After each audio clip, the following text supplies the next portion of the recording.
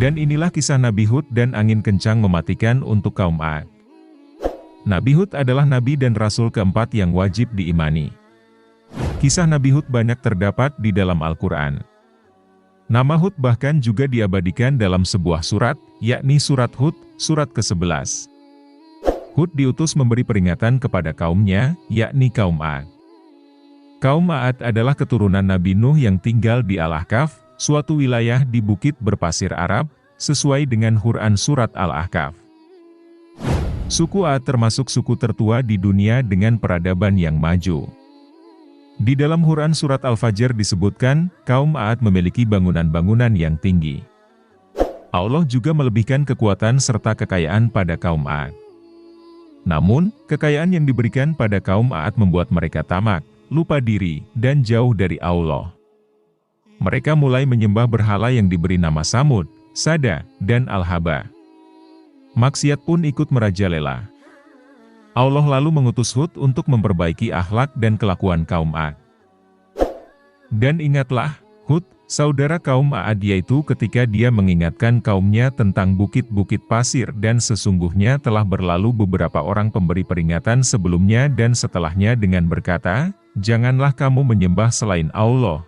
Aku sungguh khawatir nanti kamu ditimpa azab pada hari yang besar. Quran surat Al-Ahqaf ayat 21. Setelah diangkat menjadi nabi dan rasul, Hud mulai memberi peringatan kepada kaum 'Ad. Hud menyerukan kepada kaumnya untuk menyembah Allah dengan menunjukkan bukti-bukti keesaan Allah. Alih-alih percaya pada Hud, kaum 'Ad justru melemparkan cemooh dan menyebut Hud dengan sebutan orang gila. Dengan sabar, Hud menghadapi segala caci maki yang diberikan untuknya. Hud tetap tak gentar menyiarkan agama Allah dan menyatakan bahwa azab akan segera tiba bagi orang yang kafir. Bukannya menurut kaum 'Ad justru balik menantang Hud untuk segera menunjukkan azab itu. Keangkuhan kaum 'Ad membuat Allah menunjukkan kekuasaannya dengan menurunkan azab dalam sejumlah tahapan. Tahapan pertama pembalasan Allah kepada kaum 'Ad adalah berupa bencana kekeringan yang melanda ladang dan kebun mereka. Kekeringan itu membuat kaum 'Ad kehabisan stok makanan. Mereka pun kelaparan. Kepada kaum 'Ad, Hud menunjukkan kekeringan adalah azab Allah. Namun, kaum 'Ad tetap tak percaya pada peringatan Hud dan tetap menyembah berhala. Kaum 'Ad yang semakin kafir membuat Allah murka. Lalu, Allah menurunkan awan hitam yang disambut dengan sukacita oleh kaum 'Ad. Namun, awan itu bukan awan penanda hujan, melainkan awan disertai angin kencang yang membawa bencana. Sebagaimana firman Allah, maka ketika mereka melihat azab itu berupa awan yang menuju ke lembah-lembah mereka, mereka berkata, inilah awan yang akan menurunkan hujan kepada kita. Bukan, tetapi itulah azab yang kamu minta agar disegerakan datangnya yaitu angin yang mengandung azab yang pedih. Quran surat Al-Ahqaf ayat 24. Dalam surat Al-Haqqah disebutkan, kaum 'Ad ditimpa oleh angin yang dingin dan kencang yang berputar membinasakan selama 8 hari 7 malam.